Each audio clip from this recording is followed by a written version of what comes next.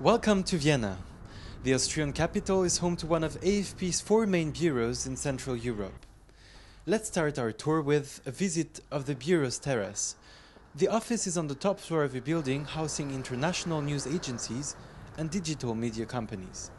The office is right in the heart of the city. We are a media hub with all of the big medias. You can see APA, the Austrian agency. So we are well connected for work, but also everything is within reach. 6 journalists are based in Austria, 2 French and 2 English language reporters, as well as 1 photographer and 1 video journalist. In addition to covering Austrian news, Vienna also manages 3 other countries. Slovenia, a small state which for a long time was considered an example of economic stability until it was hit full force by the economic crisis. Bulgaria, the poorest nation of the European Union and a former member of the Soviet bloc, providing plenty of interesting stories. And finally, Hungary, where the headlines are dominated by the populist Prime Minister Viktor Orbán and his right-wing migration policies. Good morning, everybody. Every Monday morning, the region's journalists get together for a conference call to talk about ongoing stories and discuss possible future ideas and angles. We have a series of countries which are all very interesting, but none of them is very well known and none of them is a bestseller per se. So we have to find sharp focuses to explain what's going on. Don't be fooled by Vienna's quiet appearance.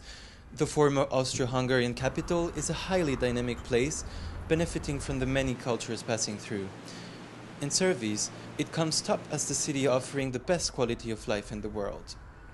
When you arrive in Vienna, what you see first are the monuments, the beautiful parks, the cool avenues, but the city is much more than that. It's actually very lively, open and international. With its classical music culture still firmly ingrained, the city remains rich in tradition, which provides great material for stories and features.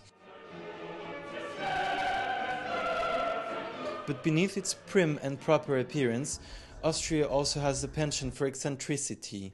Spurned by the international success of Conchita Wurst, the country wants to present itself as a model of tolerance and openness. Although Austria is no longer a huge player in foreign affairs, many international organizations are headquartered in Vienna. As a result, the city attracts diplomatic heavyweights several times a year. Here we are with around 500, 600 other journalists here in Vienna. Occasionally this happens because as well as being an interesting country, we do have some international organizations, for example the OSCE, OPEC and the UN Atomic Agency, and most importantly Vienna has hosted several rounds of Iran talks, and this hopefully is the last one. Simon's wish was granted, but only after 18 days of marathon negotiations. While the Iranian question may be off the table for now in Vienna, there is no lack of news.